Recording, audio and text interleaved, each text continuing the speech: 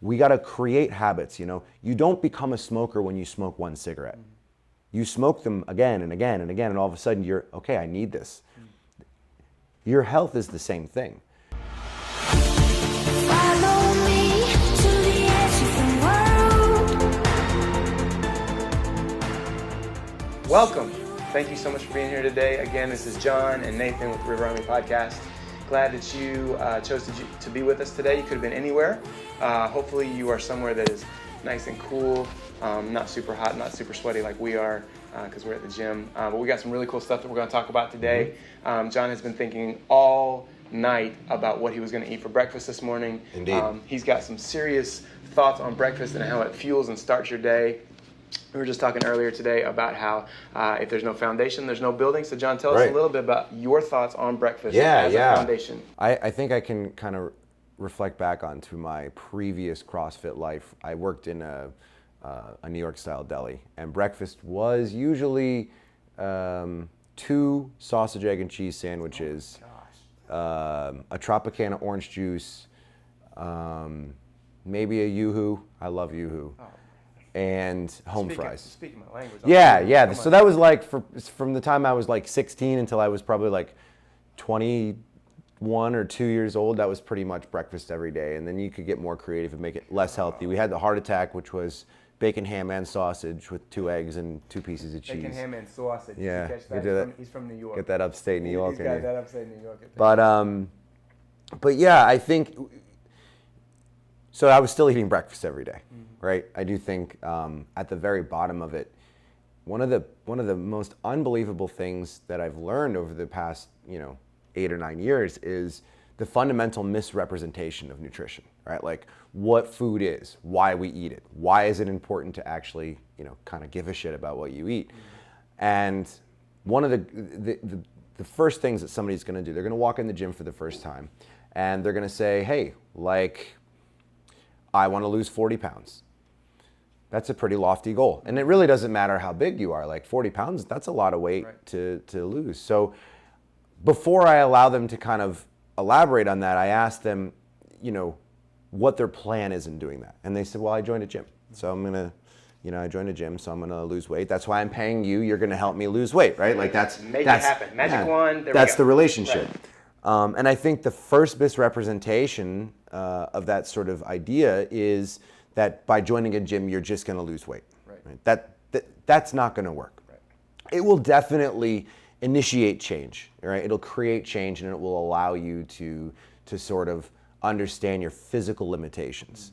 But I really have to credit CrossFit for this for me personally. Nutrition is your anchor. It's going to either hold your ship down or let you kind of freely float. And I think that most people rationalize why they do CrossFit as sort of the reasoning why they can eat the way that they do, right? Like I came in today, I worked out for an hour and a half. There was like this great ab session afterwards, and we just decided to go for a mile. But I had pizza 3 times this week. I visit the drive-thru probably once every other day. And a snack to me is a bag of chips. And please don't let me, don't let me judge someone for eating a bag of chips. That's my secret treasure.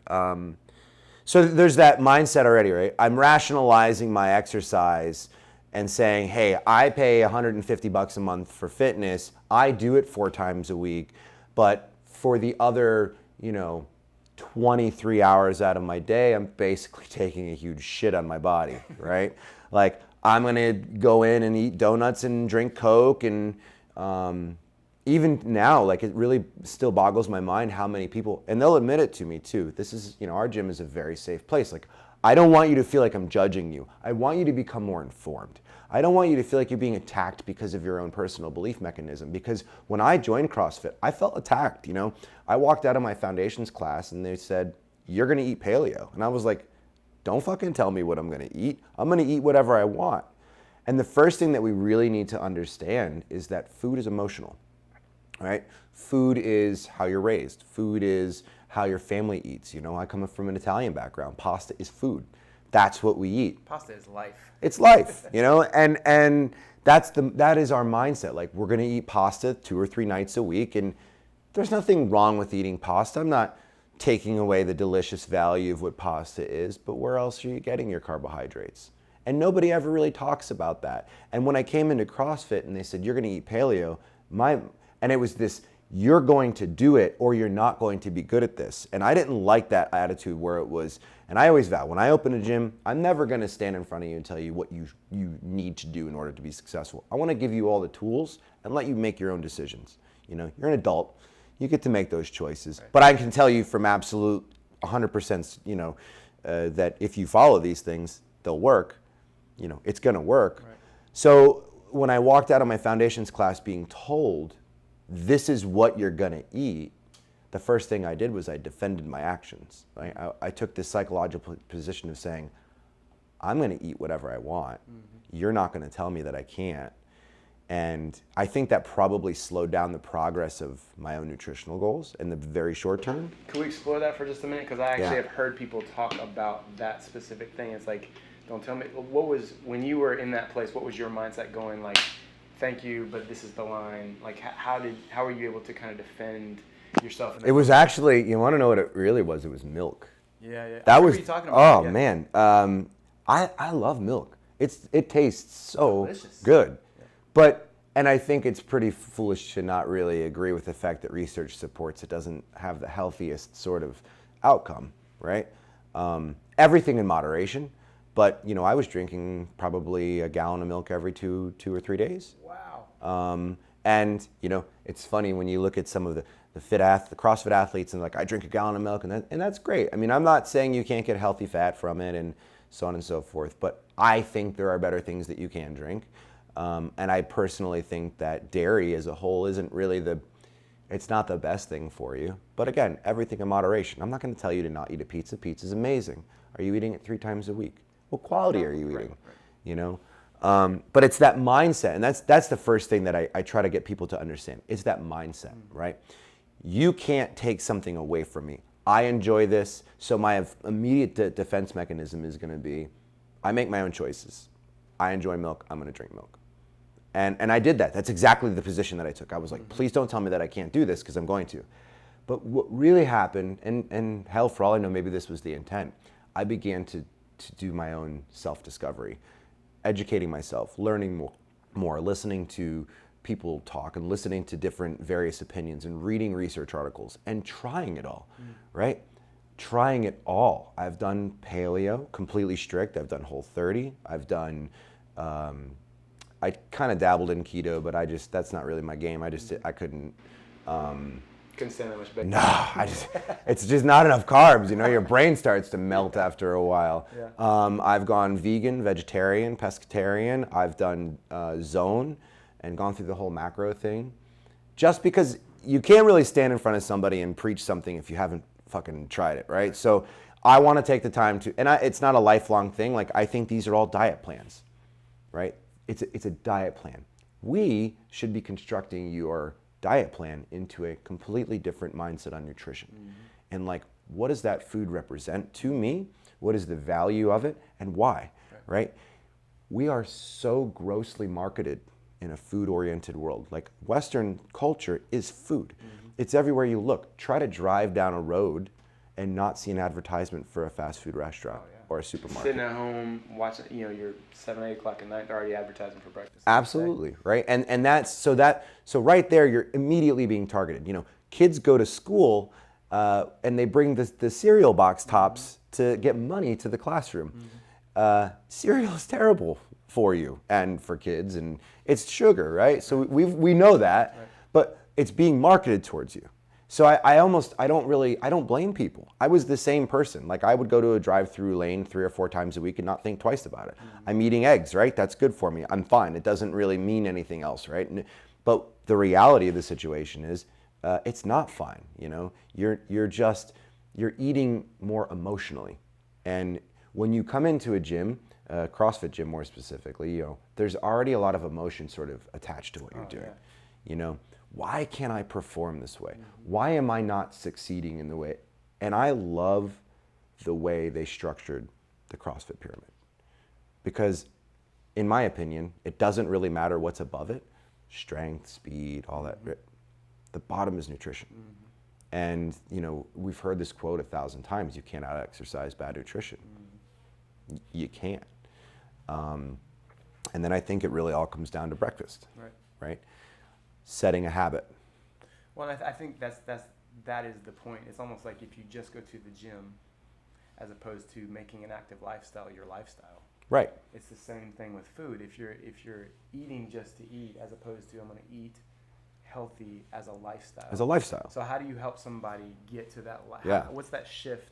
What was that shift for you where it was like, I'm not just going to the gym, I'm not just eating healthy, like this is going to become my lifestyle? What was that for you? That's an interesting question. I think that it really began, joining the gym and being really, really out of weight, and then seeing people around me just being so good at what I want to be good at, and I am not a competitive person, like in the sense of, I don't care if I win a workout, I want to be able to perform the best for me. Like that's always my target. I don't, even in the programming we do here, I'm oftentimes not even the top 2 in our, and that, I love that. But I think that it was one of those things for me personally where I wanted to be able to achieve more. And I knew,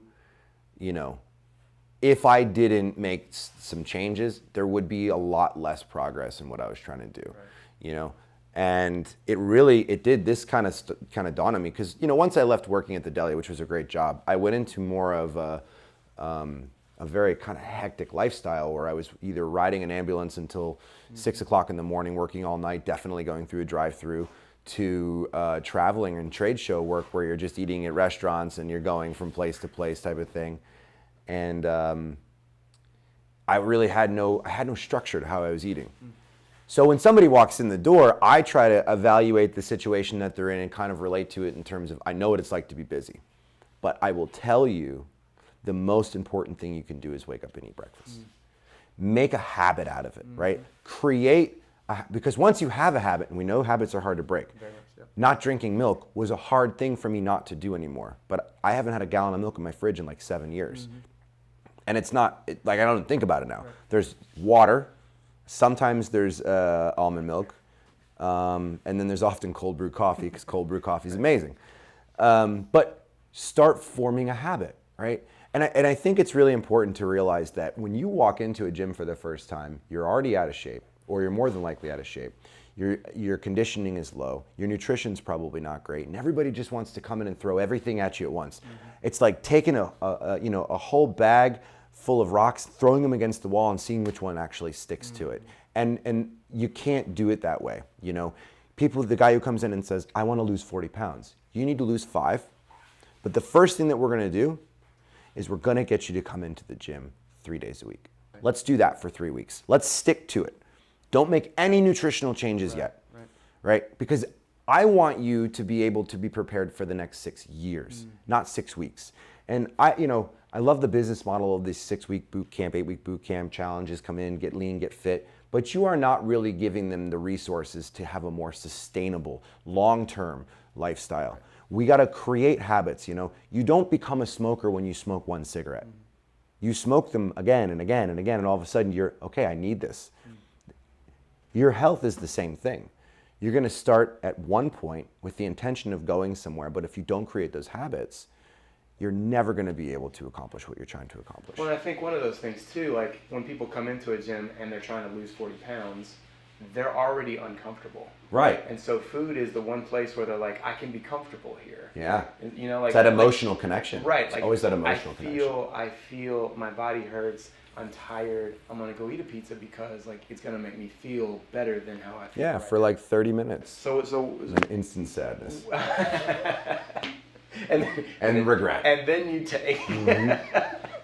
I know you've talked sometime whenever we've talked about just some of your past and kind of where you were.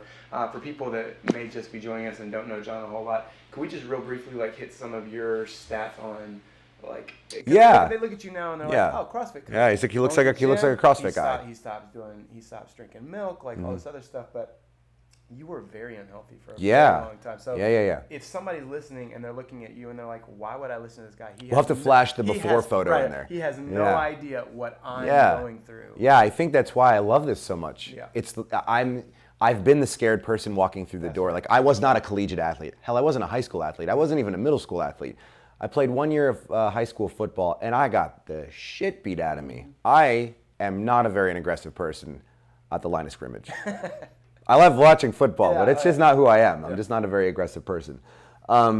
And, you know, health to me, and this is again kind of partly how my parents were raised, right? Like they grew up in the era where dinners became instant. And that was a thing that nobody really conceived could be bad for you, right? Like I'll have a microwave dinner. It has my steak and my car, and it's all there. And over the course of probably from the 70s to the 90s, like how that food was prepared changed. The serving sizes that we have changed. I mean, if you pick up a Hungry Man dinner, it's like a 2,200 calorie dinner, right? Well, all the calories you need in one thing. One thing. And so when I kind of got into the point where my health was kind of starting to deteriorate, I was 26 years old. I was a pack to 2 pack a day smoker, depending on if I was working. If I was working on an ambulance, you could be pretty assured I'd be crushing a pack of cigarettes on a shift. And the thing that really kind of resonated with me was that I was servicing the same patients that I myself was becoming. Like this is a real thought, right? I would pick up an emphysema patient, I would give them a breathing treatment, I'd transport them to the ER, I'd finish my paperwork, I'd go out in the bay, and I'd light a cigarette, right? And this is you know, it's like ignorance is bliss, but it's not. You're not ignorant. You know what you're doing you might not really understand the true implications of it, but you know that it's bad. And so now I'm at a point where my resting heart rate is like 90 to 100 beats a minute, just sitting. I'm 265 pounds-ish, give or take, depending on the day. I have no understanding of nutrition. I don't conceive it. It doesn't, there's no, and so when somebody walks in the door and they're like, I don't know what you mean to eat healthy. I get it, you know, because, and I go back on the way things were sort of marketed to us. You don't understand what's unhealthy if you've never been taught what is actually healthy. You know, we look back now at the way the food pyramid was set up and we're like, oh, that was terrible. That was like 30 years of staring at, you know, and I think before that it was like the circle, the food circle, and then it became the pyramid. And the bottom of the pyramid is basically sugars. It's all starchy grains, you know. This is exactly what you need to eat for breakfast every single morning. And I was researching an article that said that even today, that we agree people should eat breakfast. But even in their list, and this was a government-done research study, there was not even a single mention of a protein in it. Wow. There was no mention, and the only thing it did say that may have protein was a fruit-infused yogurt. It literally said fruit-infused, so sugar, right? Yeah. But anyway, to digress off the point, when I got to the point where I was at that level of, you know, losing my health and losing my understanding, it is really by, you know, the grace of somebody just putting their foot in my ass and saying, come try CrossFit. You don't have to be a nutritionist really to understand what's good for your body. And I'm not taking away that specialty and what those folks offer. I think it's great, but I have a lot of empathy for folks when they walk in. Like, I get it. I've been fat. I've been out of shape. I've been on the other side of this spectrum. I'm not just the guy you come in and you see doing stupid stuff on a pull-up rig or whatever. You know, it's more than that. It's a lot more than that. So practical applications as we kind of wrap up this particular episode. Somebody that's like, okay, so I'm in the gym some. You know, I've either joined Neuse River or I'm at a Globo gym or something. I want to make practical changes to my diet right now. Something that's easy, like you said. It's not like I'm trying to lose 40 pounds in a week. I'm trying to lose 5 or 3 or something. What would you say to that person, just as they're kind of walking away from this? They can immediately start putting into practice. Obviously, dairy's probably one of those things that you need to come Hey, you know, back I'm not on. going to tell you to not eat dairy. I think what I would really tell you on a macro view, looking at it from a grand perspective, is sort of take the CrossFit teaching model. Right. Make it simple, right? Don't complicate what you're doing. You and everyone should be balancing a plate full of protein, carbohydrates, and fat. That's it. And if you don't know what that means, the internet is an incredible resource. You can figure out what those foods are. You know what you like to eat. And I think if you just took a more macro view of it and said, I just want to make sure I eat these 3 things. These 3 items need to be on my plate. And I just need to make healthier choices. So what's a healthier choice? I love this. This is the easiest. This is the easiest thing I could ever tell somebody. Pay attention. Come into the gym Easiest thing. 3 times a week. Every single morning, wake up and eat breakfast. Make sure that you have protein, carbohydrates, and fat on your plate. Where do you get them? If it's alive, eat it. That's it. Vegetables, meat. If you have to kill the cells in this thing in order to eat it, then it's probably what you should be eating. Stay away from super fatty meats. Pork is not good for you. Unfortunately, as delicious as it may be, and I'm not going to get into that, but eat lean meats. If it's white when you cook it, it's probably good for you, right? Eat vegetables. Raw, clean vegetables. Not cream of mushroom soup, but vegetables. That's it. There's your balance. You get up in the morning, this morning's breakfast, 3 eggs, a whole avocado, and a sweet potato. There's my breakfast. Okay, so for somebody that's like, okay, I don't know what that means. What did you specifically do to help them? He just told me this. It sounds delicious. I'm probably gonna try it tomorrow. But you literally, you took a sweet potato. Yeah, I took it. And it's the easiest thing that you can do. It takes 5 minutes. Okay. My breakfast takes 5 minutes every single day. You do this every day? I do this at least 4 to 5 days a week. I eat breakfast every day, but sometimes I treat myself. I pretty much eat the same thing every day. Take a sweet potato, whole or half, depends on how big it is. Cut it, dice it into little pieces. Throw it into a bowl, fill it up with water. Put it in the microwave for 4.5 minutes. While your sweet potato is cooking, take your eggs, put them into a frying pan, let them cook. While your eggs are frying, take the avocado, slice it open, put it onto a plate. Flip the eggs, pull the sweet potatoes out, drain the water, put it on your plate, flip your eggs over it, sit down and eat. This is a 5-minute masterpiece of a meal. 5 minutes. Fats, 5 minutes. Proteins. Carbs. Everything that you need. And micros and macros. And at the end of the day, I love the last point I think I want to make here is everyone's really the macro thing. I gotta count my macros. If it fits your macros. Yeah. You want to know something? Macro counting is definitely the best way to get the leanest body mass and probably the most performance out of you. If you're not trying to be an elite athlete and you want to lead a healthy lifestyle, just eat clean food and eat it 3 times a day or 4 times a day and make sure you have clean snacks. And guess what'll happen? You'll lean out. I was about to say. You'll naturally, it'll happen. And it won't happen overnight, but guess what you're giving yourself? The ability to have longevity in nutrition. Good foundation. That's what you're doing. And macro counting is fantastic if you will really type A and you love numbers, but most of us don't want to sit there and weigh our food, and I don't. Right. I'm not saying it doesn't work, because it does, but what I'm telling you is if you want to learn how to create a lifestyle instead of something that's for now, just put clean food on your plate every time and make sure you balance it out. That's fantastic. And that's it. So John, thank you very much for doing that. Again, just to recap, start breakfast every day. Get in the gym 3 days a week. Small changes. Don't feel like you have to move the whole mountain all at one time. It's one step. One step at a time. That's right. That's right. I mean, this whole thing's a journey anyway. You're never going to get to the end until you get to the end. How's that for the end of the end? The end of the end. Yogi Berra moment. And we'll bring it now to the end. We will. So next week we're going to kind of carry this topic in. Next week we're going to talk about rest, recovery. We're going to touch some on performance-enhancing drugs and how they've actually hit the sport of CrossFit a little bit, and kind of what that means, how we can keep on going. So anyway, we really appreciate you being here. John, thank you again. Boom. We'll see you next week.